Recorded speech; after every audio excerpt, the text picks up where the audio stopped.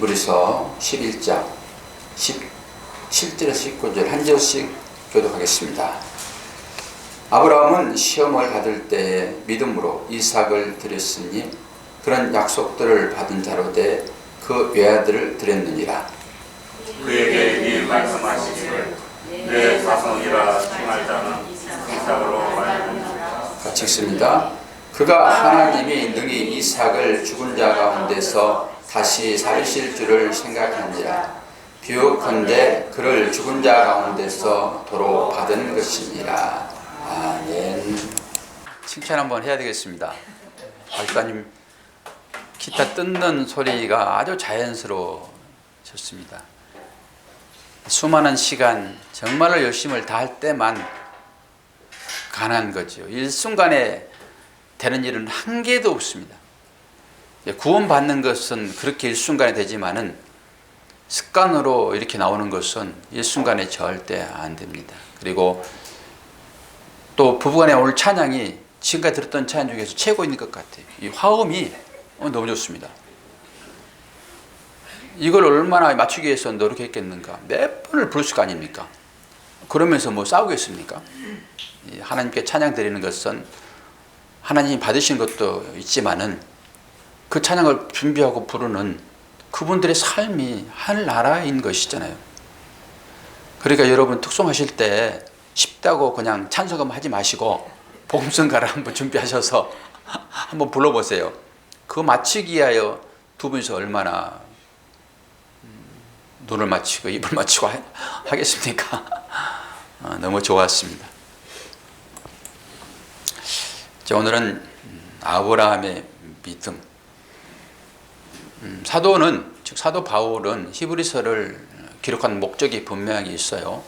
그런데 노아 홍수를 기점으로 해가지고 이제 걸출한 믿음의 선배들을 딱 정리하고 있거든요.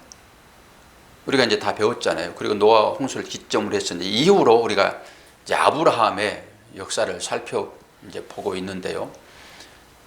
이렇게 쭉 이제 한 1년을 지나다 보니까 잊어버릴 수 있어요. 이 히브리서가 어떻게 이 히브리인들에게 전해졌는지 잊어버릴 수가 있는데, 우리도 히브리서가 우리한테 왜 전해 있는지를 이제 보아야 되는데요.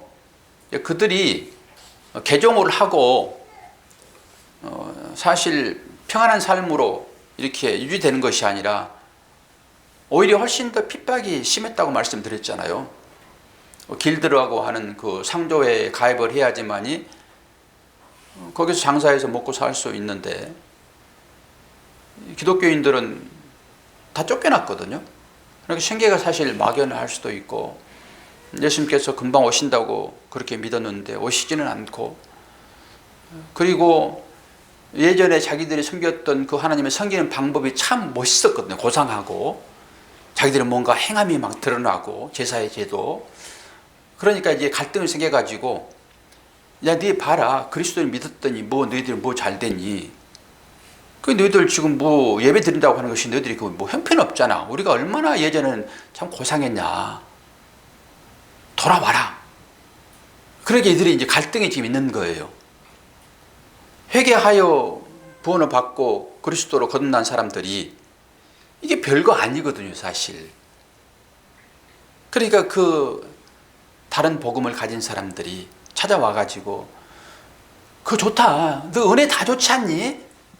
그런데 그 은혜 위에 너희들의 그 행함을, 너희들이 예전에 믿었던 그 형식을 가지고 다시 한번 하나님을 섬겨봐라. 이런 유혹이에요. 넘어가면 큰일 나거든요. 이걸 지금 바로잡기 위하여 히브리서가 그들에게 주어졌어요. 그러니까 히브리서가 그들에게는 큰 힘이 되는 거예요. 삶 가운데서. 요한계시록도 그렇지요. 마지막 때를 살아가는 사람들에게 이 엄청난 심판이 막 떨어지잖아요. 세 가지 심판을 통해 가지고. 그런데 이 심판이 믿는 자나 믿지 않는 자에게 다 공이 임하는데, 믿지 않는 자들에게는 끝내버리는 심판으로 떨어지는 거고, 믿는 사람들에게는 회개의 길로 돌아오게 하는 그런 말씀으로 떨어진단 말이에요. 이게 똑같이 말씀이 떨어지는데, 그러니까 여러분이 말씀을 지금 똑같이 그 시대나 지금이나 똑같이 말씀이 여러분들에게 떨어지는 거잖아요. 선지자를 통해서 말씀을 주어주듯이. 여러분이 이 말씀을 듣고 힘을 내셔야 돼요. 이 말씀은 여러분들을 아주 폭망하게 하는 그 말씀이 아니니까. 물론 자기 부인의 과정으로 돌아오게 하는 길은 되겠지만은 실제 여러분의 삶을 하나님 나라에 인도하는 생명의 말씀이 된다고요. 그러니까 힘든 여러분 이 말씀을 들으시고 힘을 얻으셔야지 오히려 이 말씀이 여러분들을 힘들게 해서는 안 돼요. 말씀으로 여러분 이도록 받으시기를 바랍니다. 지난번에도 아브라함의 믿음과 아브라함의 삶에 대한 조명을 좀 했잖아요.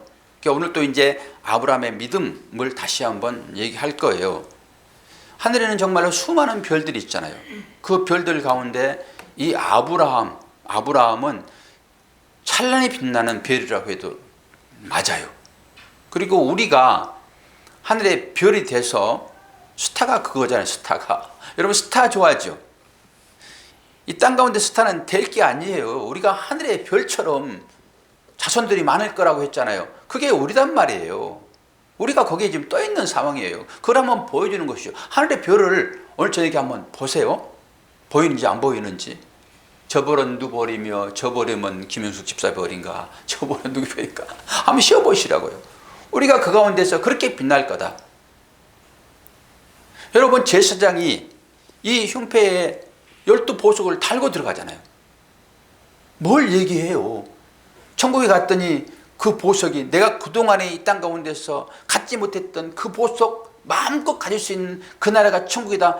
착각입니다 이거. 제사장이 보석을 달고 지성소로 들어가는 것은, 지성소는 하나님 나라를 상징하는 거잖아요. 제사장은 예수 그리스도시고 예수 그리스도가 가슴에 그 12보석을 품고 지성소로 들어가는 것은 우리가 거기에 들어가 있다 이 얘기를 하는 거잖아요. 12제자가 누구예요? 우리잖아. 우리가 그 가운데 들어가는 것이다. 이게 상징적으로 보여주겠다고. 그게 사실이에요.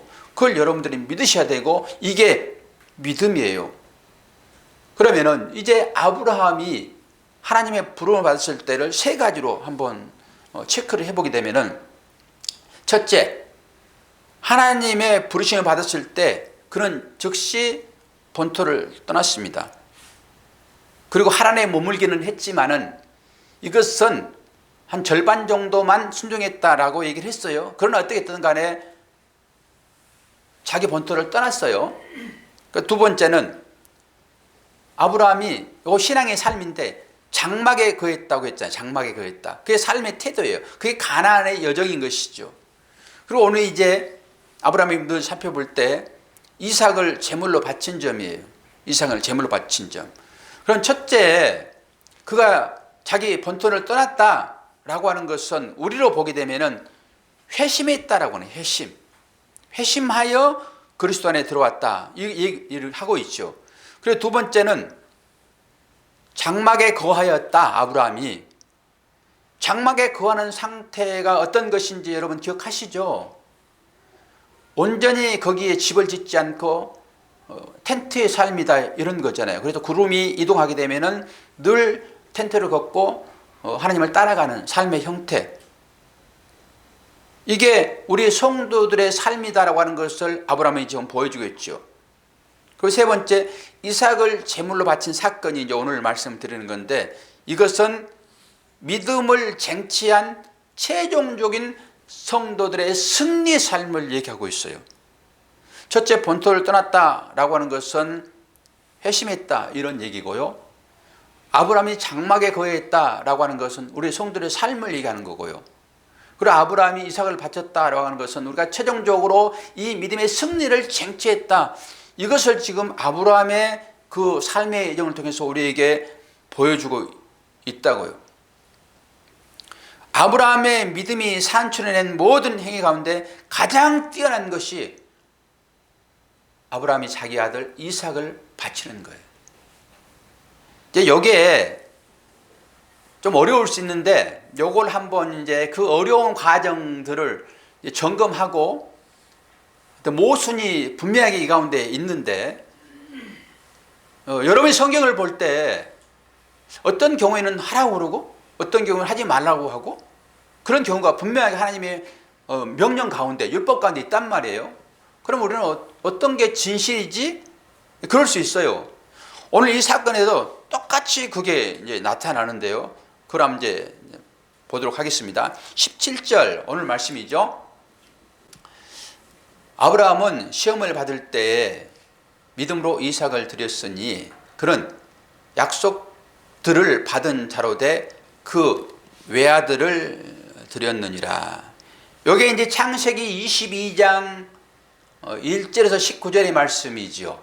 그런데 오늘은 이제 1절, 2절만 한번 볼 텐데요. 여러분 끝까지 이 말씀을 꼭 읽으셔야 돼요. 집에 가셔가지고 창세기 12장, 22장, 창세기 22장 그러면 이삭장이에요. 어떻게 기억하시냐 그러면은 야 22살 될 때 번제물로 드려졌구나 이렇게 이제 외우면은 창세기 22장을 볼 수 있어요. 창세기 22장 1절로 2절 그 일 후에 하나님이 아브라함을 시험하시려고 그를 부르시되 아브라함아 하시니 그가 이르되 내가 여기 있나이다. 여호와께서 이르시되 내 아들 내 사랑하는 독자 이삭을 데리고 모리아 땅으로 가서 내가 내게 일러준 한 산 거기서 그를 번제로 드리라. 꼭 19절까지 여러분 읽으셔야 돼요. 그래야 전체적인 이 의미를 분별할 수 있어요. 첫 번째 어려운 점이 뭐냐? 이삭을 제물로 드렸다라고 하는 거예요. 제물로 드릴 때 제물을 산채로 드립니까? 죽여서 드립니까? 죽여서 드립니다. 그런데 오늘 히브리서 기자가 이삭을 제물로 드렸다라고 하는 거잖아요. 그건 뭐예요? 죽여서 드렸다라고 하는 거예요. 죽여서. 이런 것이 큰 문제가 되는 것이죠. 사람이 자기 아들을 죽인다. 이것은 율법에도 맞지 아니하고요. 이건 자연법에도 맞지 않아요.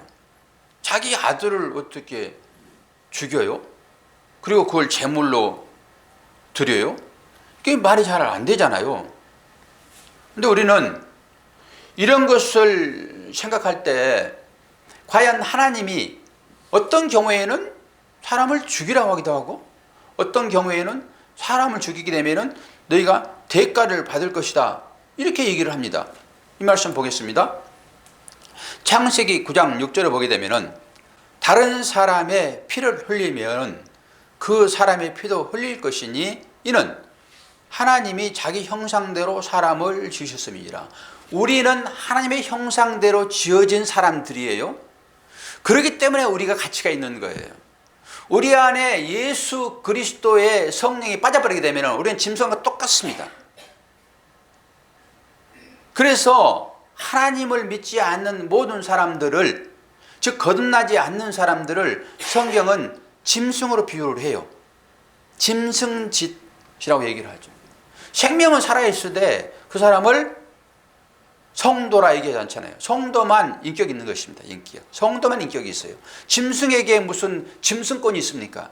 이 시대가 이런 얘기 하게 되면 옛날 법이 바뀌면 이제 잡혀갑니다. 이런 얘기 하게 되면 동물들을 사랑하는 그거 법원 있잖아요. 동물 뭐라고 그래요? 그거? 동물보호법. 지금 동물이 가족처럼 생각하는 여러분 계시잖아요.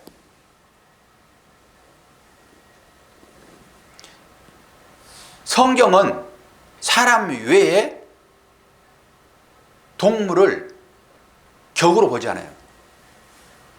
인간만이 격이 있어요. 격. 인간만이. 그리고 인간 외의 모든 것들은 인간을 위하여 있는 것일 따름이에요. 어떤 사람들은 진짜 끔찍하게 동물을 좋아하는 사람들이 있을 수 있잖아요. 그 사람이 성도예요. 근데 요즘에는 애완견이나 외환못도 장례를 아주 엄숙하게 치러주더라고요. 장례를. 다 좋아요. 근데 산에다 장례를 치르고 거기에다 십자가를 세워놓습니다. 십자가를. 십자가는 동물에게 세워주는 게 아니에요, 여러분. 그런 차원에서 동물을 보시고 접근을 하셔야지. 사람이 얼마나 귀중한데 그 사람을 제껴놓고 그것보다 더 중히 여겨버리게 되면 이게 우상 숭배가 되는 거예요. 그러니까 처음부터 집에 애완 견이나 이런 거 없게 되면은 아직 키울 생각하지 마세요. 그거 얼마나 힘든지 아세요? 힘든 게 키우는 게 힘든 게 아니라 그거 잊어버렸다든지 내지는 이제 나이가 돼가지고 이제 운명하시다든지 제가 이제 아주 그런 좋아하시는 분들이 쭉 들어오시니까 제가 이제 조금 언해. 잘못하면 상처받을 수 있으니까. 그래서 설교가 그렇게 어렵습니다. 그래서 설교는 말씀이 뭘 말하고 있느냐 그대로 담대하게 그냥 사람 눈치 보지 않고 설교해야 맞는 거예요. 근데 눈치를 안 볼 수 없잖아요. 눈치를. 내 이름이 중요해요? 하나님의 이름이 중요해요?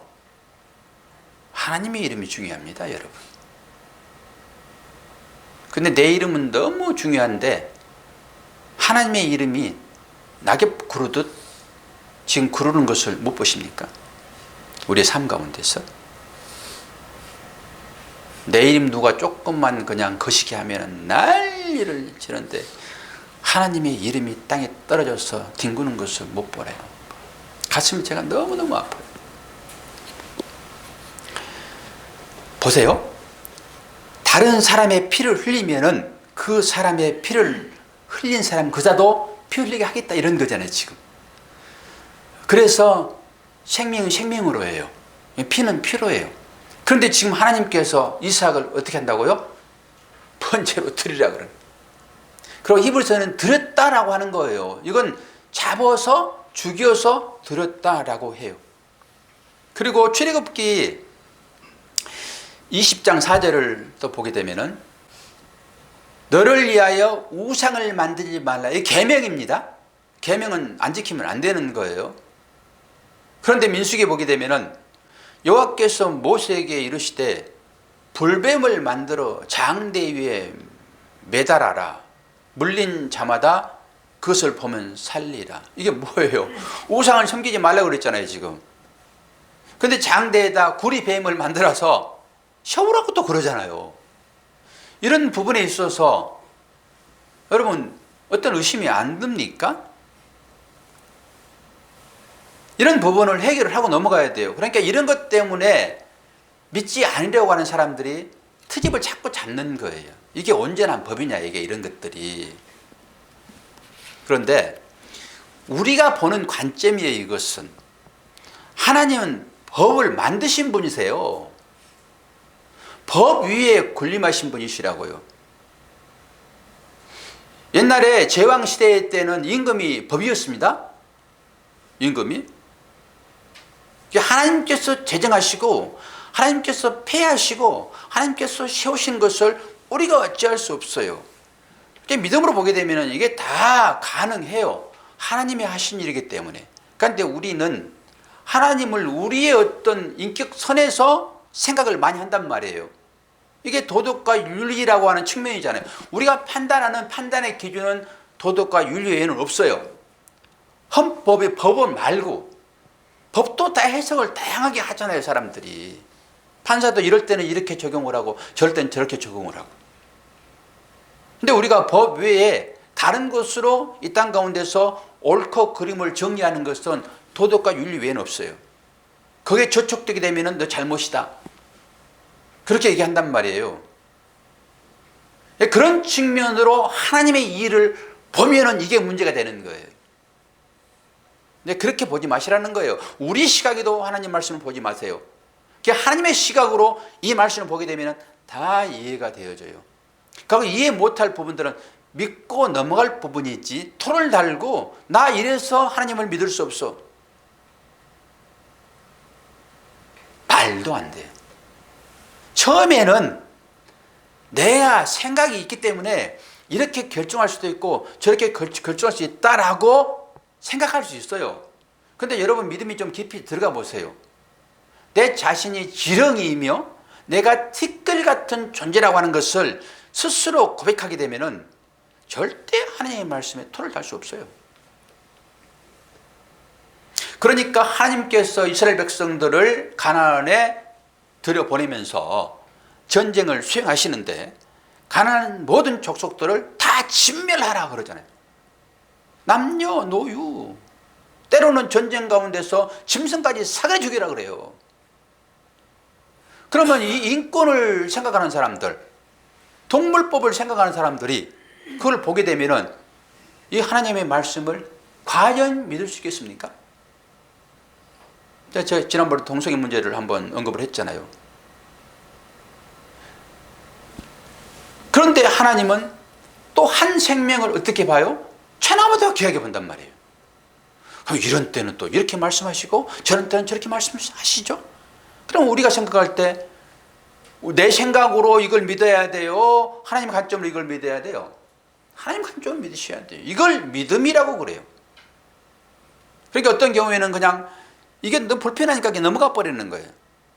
그리고 좋은 것만 취하여 하나님이 이렇게 말씀하시지라고 가는 거예요. 신명기 28장 복의 장도 여러분 복 너무 좋아하시잖아요. 들어도 복을 받고 나가도 복을 받고 떡 반죽 그릇에 넘치는 복을 받을 것이다. 그런데 복 다음에 훨씬 더 저주가 많이 나와요. 저주는 안 보는 거예요. 그러니까 그런 부분을 오늘 이 히브리서 기자가 얘기한 그것이 아브라함이 이삭을 제사로 드렸는데 이것이 인간적인 생각으로 맞나 틀리냐 그렇게 보지 마시라는 거예요. 이걸 믿음으로 보게 되면 충분히 가능해요.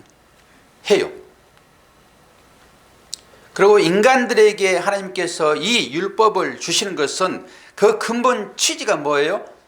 사랑이라고 하는 거예요. 사랑.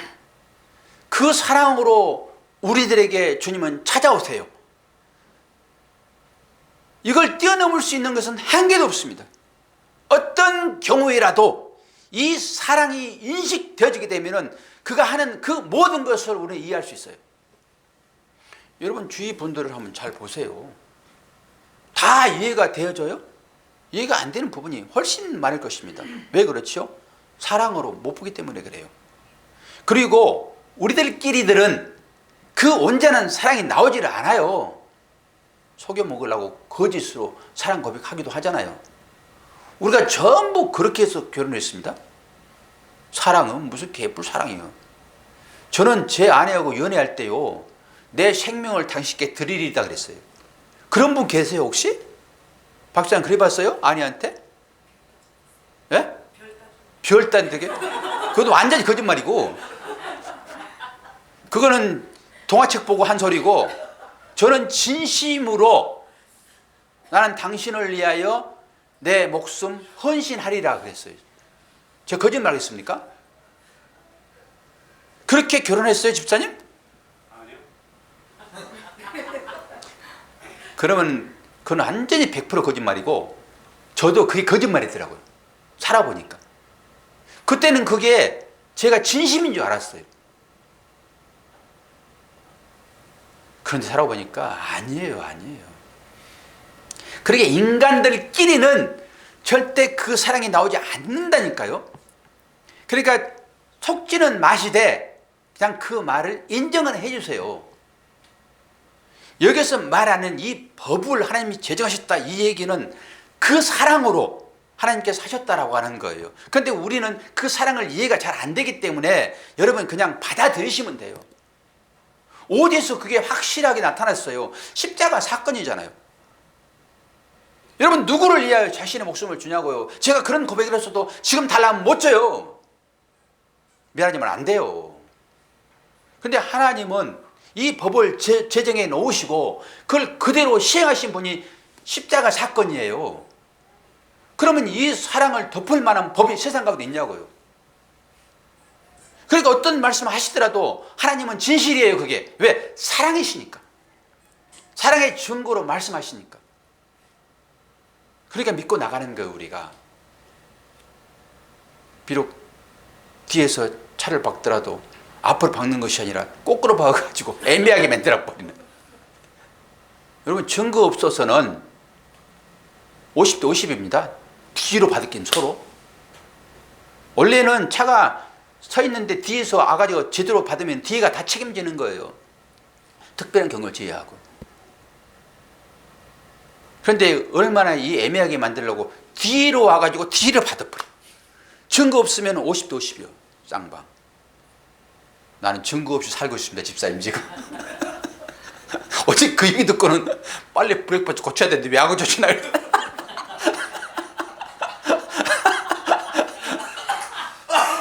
옛날에는 그냥 담대하게 그냥 그러면 내가 뭐 손해 보지 그랬는데 딱 그 사건이 발생되어지니까 나 블랙박스 고장 났는데 지금. 이거 잘라낼 거예요. 우리의 인생의 삶이 그렇습니다.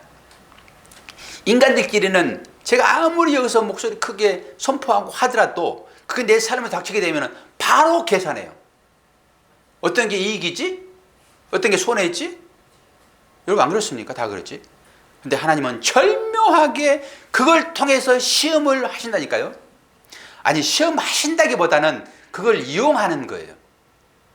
그걸 이용해요. 믿음이 너 있니? 이렇게 보는 거죠. 지금 이게 그 얘기예요. 지금 이삭을 드리는 그 얘기가. 아니 이삭이 어떤 사람이에요? 75세에 아브라함이 부름을 받잖아요.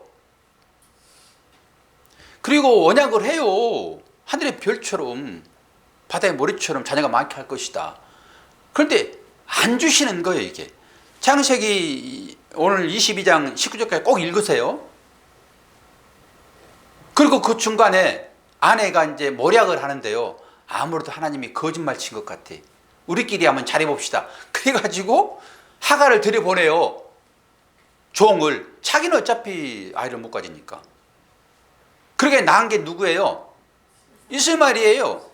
하나님 찾아오셔가지고 야 너에게 내가 이제 아들을 이제 줄 건데 그러니까 무슨 택도 없는 소리 하세요. 지난번에 그 우리끼리 잘해가지고 아들 하나 그거 낳았거든요. 그게 지금 14살 됐습니다. 걔가. 그거나 내 후사로 삼을게요 하나님. 그리고 한다니까요 아브라함이. 그런데 아브라함이 그 얘기를 하고 있는 그런 상황 가운데서 하갈이 그걸 듣잖아요. 아니, 사라가 지난번에 사라의 믿음 봤잖아요. 그래가지고 그 아이에게 이제 내년에 있을 것이다. 이제 이렇게 해가지고 이제 이삭이 태어난 거예요. 이삭이. 그래가지고 이삭이 지금 아브라함 100세에 낳는 자 아닙니까? 근데 그걸 지금 드리려 하고 있어요. 아마 25쯤 될 거라고 생각을 해요. 25살쯤 이삭이. 갑자기 드리라고 그러니까 아브라함이 그대로 순종을 합니다. 물론 마음에 갈등이 있을 것이다. 이 소설은 쓸 수 있어요 우리가. 성경은 전혀 그런 얘기를 하지 않아요. 그대로 그냥 받아들이면 돼요. 사흘 길을 거쳐서 가는데 무슨 걱정이 없었겠습니까? 저놈이 나를 좀 미쳐버리고 도망해 가버리지 이런 마음이 없었을까요? 이건 소설 쓰는 거고요. 결국 아브라함에게 하나님 찾아오셔가지고 이삭을 드리라고 했을 때 저는 그런 생각도 해봐요. 차라리 이스마엘 보내지 말걸. 이스마엘 쫓아버렸잖아요. 그러면은 그냥 어차피 당신이 준 이 자녀 당신 것이니까 당신 알아서 하시오. 그리고 이스마엘 그냥 품고 있어가지고 그거 그냥 상속자로 주면 되겠지 않았습니까? 이게 인간적인 생각 아니에요? 우리가 하나님을 그렇게 믿지 않아요? 하나님께 다 드린다고 얘기는 하잖아요. 그러면서 한쪽으로 빼돌린 게 없어요, 여러분? 감추는 거 없어요, 박 집사님? 다 드려버렸어요, 하나님께? 남는 게 없어요. 남는 게 없어요? 드리긴 했어요? 그러니까 애께서 조금 남는 게 없어요. 다 드렸다고 고백할 수 있어야지 얘기가 진행되어지는데 내가 보니까 혼자 잘 살고 있는데 하나님 그거 원하세요. 근데 우리는 또 다 드리겠다고 열심히 부리면은 또 그것도 이제 박 목사는 또 야단치잖아요. 율법의 행위 스톱하십시오. 여러분 자유로우세요. 그러잖아요. 근데 우리들은 하나님을 찾고 하나님께 다 드렸다 하면서 이스마엘을 남겨놓기를 원해요. 이스마엘 뒤에서. 아니 이놈 장자 그냥 바치라고 하면 아깝지만 바쳐버리지까지 뭐. 요걸 믿음으로 보시는데, 그리고 은근히 이스마엘 감춰놓고, 우리가 그런 믿음을 소유할 수 있어요. 근데 하나님은 인간을 너무 잘 아시잖아요. 벌써 이스마엘 다 쫓아버렸어요. 없어요 이제. 그리고 오직 이 이삭 하나가 나의 소망이에요.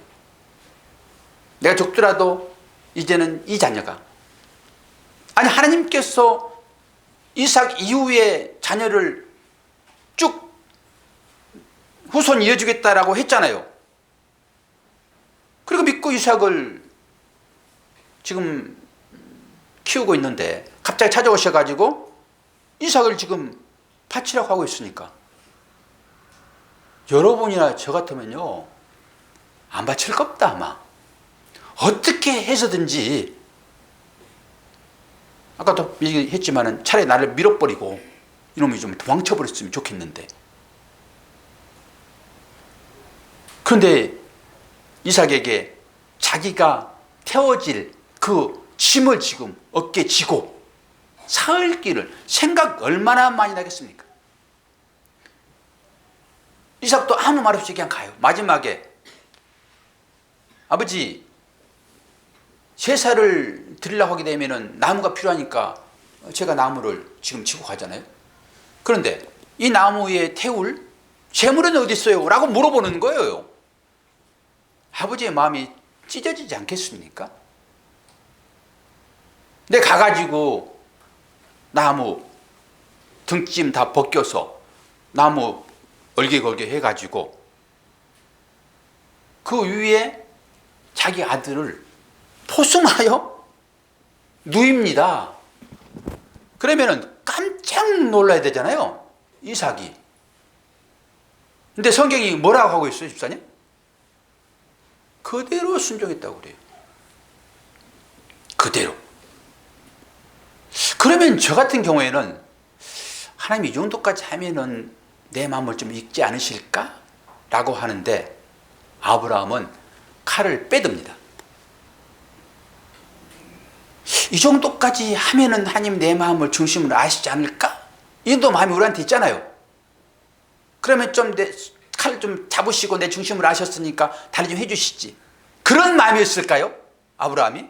아니요. 아브라함은 철저하게 순종했습니다.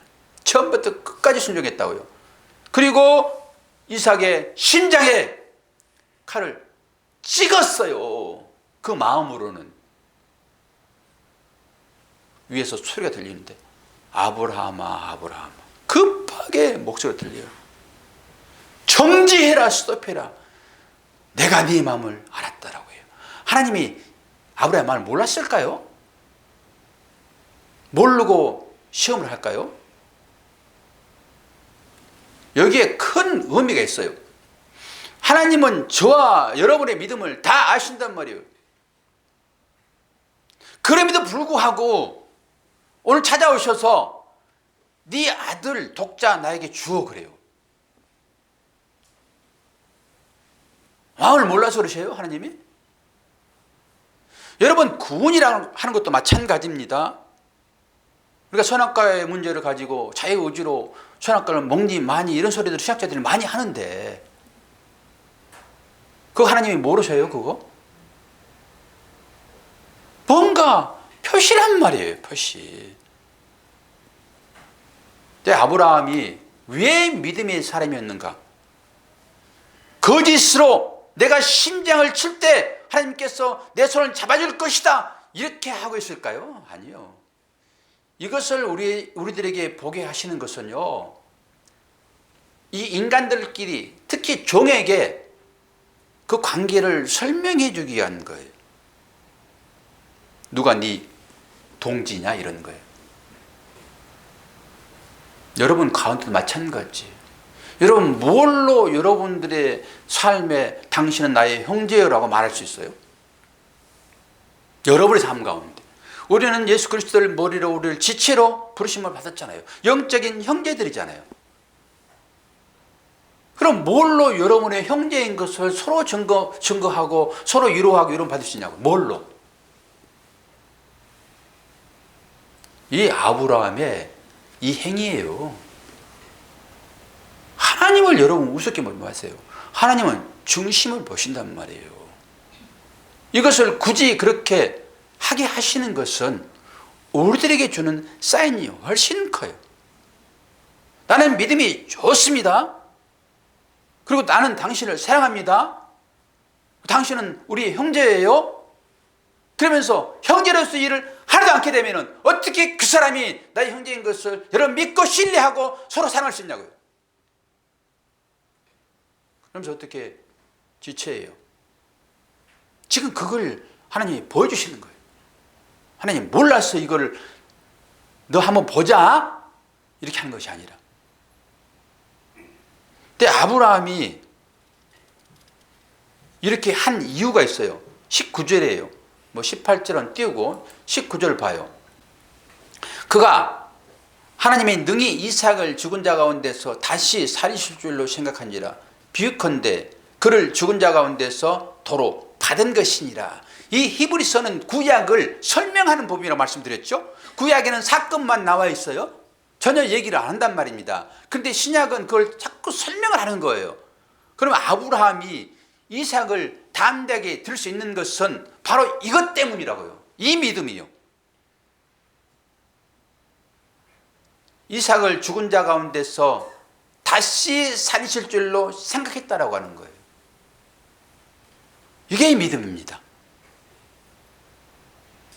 이게 부활 아닙니까? 부활. 그리고 그 부활로 예수 그리스도가 그대로 다시 등장해버리는 거예요. 그러면 이삭은 누구의 모형이라는 거예요? 지금 예수 그리스도의 모형이 이삭이다라고 하는 거예요. 아브라함은 그래서 예수 그리스도 때문에 구원받는 거예요. 이 모형을 보고 그리스도를 본단 말이에요. 그래서 그리스도로 구약의 성도들이 다 구원받은 거예요. 그리스도를 말미암지 않고는 아버지께 갈 수가 없다라고 얘기를 하고 있잖아요. 지금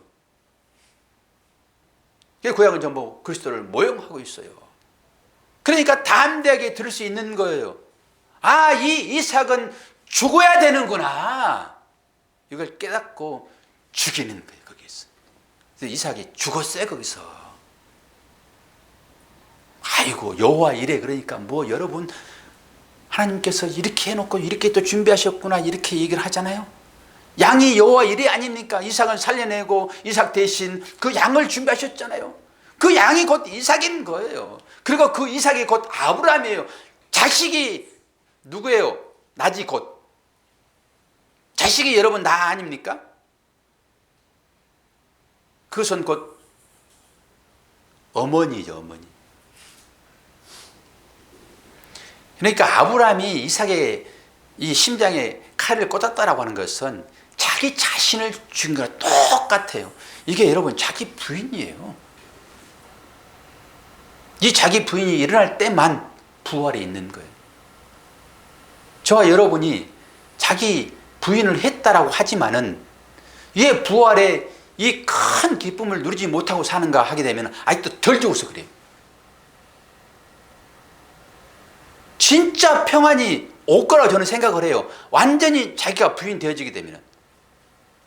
우리는 십자가에 못 박겠다라고 거기에서 못 박겠다가 성질 나면 또 내려오잖아요. 그래가지고 십자가 빼들고 그냥 치지 않습니까? 그게 말씀이라고 하는 것은 여러분의 그 믿음 없음을 자꾸 드러내는 것이지, 믿음을 지키셔가지고 그 믿음으로 자기를 의시되게 만드는 게 아니에요. 말씀은 절대적으로. 말씀은 역격이라고 말씀드렸죠. 역격. 그 믿음이 우리들을 믿음으로 인도하는 거예요. 그럼 누가 하시는 거예요? 그건 주님이 그렇게 하신다니까요. 우리가 그렇게 하는 것이 아니라. 자기 자랑하려고 얼마나 애써요. 그게 용사 아니에요. 유명한 자. 그 사람들 때문에 멸망시키죠. 물론. 근데 우리는 지금 그리 다 가고 있잖아요. 유명한 자 되고 싶잖아요. 용사 되고 싶은 거 아니에요, 우리가? 효주 씨 안 그래요? 다 그렇지. 그러니까 이거를 알고, 아, 나는 주님이 주시는 믿음이 아니고서는 도저히 내가 구원받을 수 없는 존재라고 이 존재 인식을 여러분들이 가지셔야 돼요.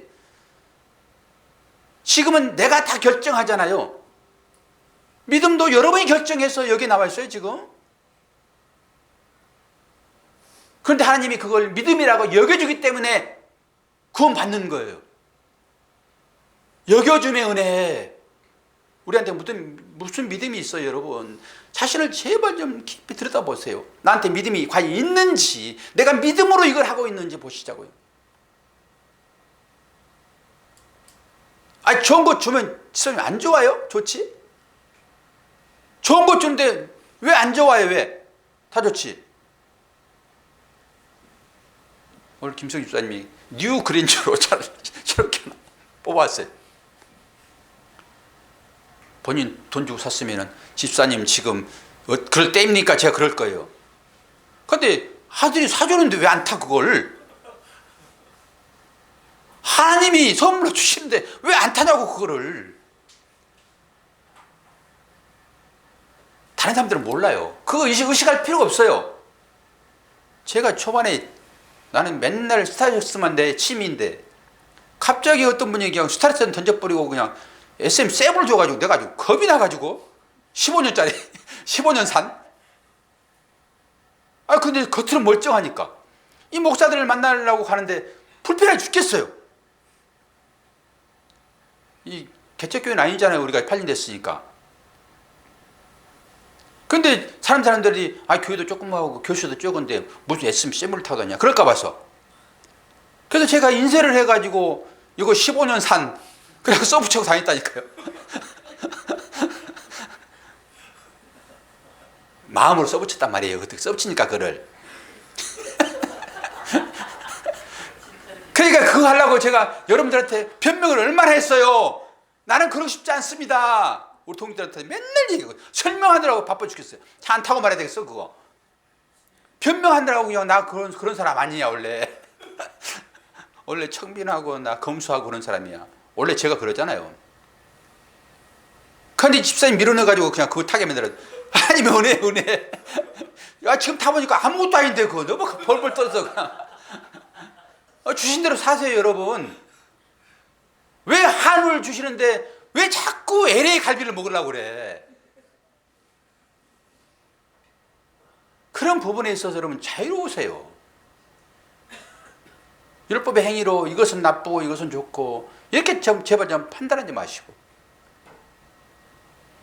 그러면서 나 믿음 없지 라고 고백하시면 돼요.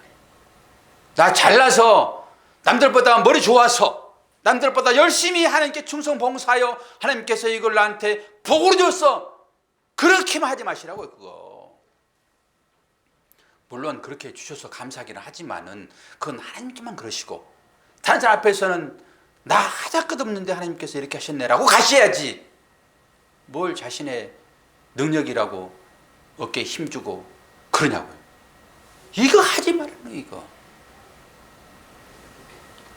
아브라함이 이삭을 드릴 때 이삭 이놈 바치면은 또 다른 자식 주겠지라고 했을까요? 아니요.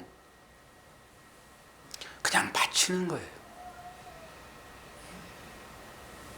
그래서 결론이 주님이 죽어서 부활하시잖아요. 이삭된 우리들 죽이셔야 돼요 여러분. 여러분이 지금 믿음으로 붙잡고 있는 건 뭡니까? 그것 죽이셔야 돼요. 그것 내놓으라고 하나님 안 찾아오세요. 실력 있는 분에게만 찾아오세요. 또 하나님은 약한 자들에게는 그거 달라 하지 않아요. 애기들은 그 사탕 그거 아무것도 아닌데 나 좀 나눠줄래? 그러면 엥! 애기들은 그래. 애기들은 하나님은 그러지 않아요. 그러니까 여러분들에게 이삭 달라 전혀 그러지 않으면은 여러분 내 신앙은 애기로구나 라고 생각하셔야 돼요. 그런데 찾아오시잖아요. 너 생명 나에게 줄래? 이삭 줄래? 이런 거잖아요. 그때 어떻게 하실 거예요 여러분? 줄 수 있어요, 여러분? 그런데 그 이삭이 예수 그리스도인 걸 알게 되면 내놓을 수 있어요. 다른 말로 아브라함이 이 땅 가운데서 장막치고 살았다라고 하는 것은 순례자의 삶이고 우리 인생이 그런 것이다 라고 인식하게 되면 여러분 이웃에게 내 것 줄 수 있어요. 내가 제일 아까워했던 거 그거 내놓을 수 있어요. 그리고 그 이웃이 곧 나다라고 하는 인식이 있게 되면 그거 줄 수 있어요. 근데 우리들에게는 그렇게까지 될 수 없어요. 이게 한계예요. 그러니까 그걸 제발 좀 알아들으시라고. 그것을 나는 왜 못 주냐, 저 사람은 주는데. 그리고 그냥 짤 긁어가지고 애들 먹여야 되는데 그거 싹 갖다 주지 마시고. 이게 율법의 행위잖아요. 아브라함이 그 이삭을 통해 가지고 그 진리를 깨달았기 때문에 그 자유름이 오고 이삭은 죽어야 될 자예요. 그래서 그를 죽이는 거예요. 예수 그리스도 이 땅에 오셔서 우리를 위해 죽으셔야 되는 거예요. 예수 그리스도를 살리려고 하는 것이 그게 베드로였으며 그게 마귀예요. 이 역사를 이해하십니까, 여러분? 왜 베드로에게 마귀야 내 곁을 떠나가라, 네가 사람의 일만 생각하니 그러잖아요. 자꾸 예수를 살리려고 하는 베드로. 예수는 죽어야 되는 건데. 여러분, 예수가 살아서 여러분 밖에 어떤 신으로 존재하게 되면 그 우상단지입니다. 예수는 여러분 안에 계세요. 지금 여러분과 함께 하신다고요. 그 예수의 그 은혜, 그 진리, 그 사랑이 가끔 우리에게 나오잖아요. 그것만이 참 사랑이에요. 그런데 당신이 예수요라고 그를 섬기게 되면 그 우상이에요. 여기에.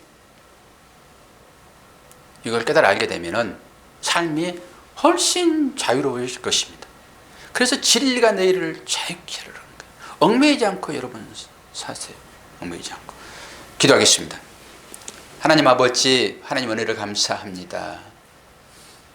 믿음의 선진들의 삶을 통하여서 하나님은 어떻게 하나님의 자녀들을 믿음으로 인도할지를 보게 하십니다.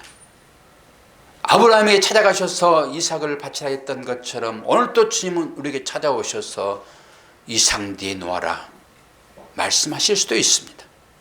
그때 내가 어떻게 반응하는가에 따라서 나의 믿음의 자리가 결정될 것입니다. 아직도 어린 아이의 믿음을 가지고 있다 하게 되면은 우리가 히브리서를 통해서 공부하셨듯이 아직도 젖이나 먹고 있니? 이제는 밥을 먹어야지. 사도 바울은 그렇게 그들을 일으켜 세우시고자 합니다. 오늘 또 이 말씀이 우리 가운데 믿음이 되어 이제는 믿음의 분량이 장성한 자가 되어 주님 기뻐하시는 삶으로 이웃 사랑으로 나올 수 있도록 은혜로만 함께하여 주옵소서. 예수 그리스도 이름으로 기도하옵나이다. 아멘.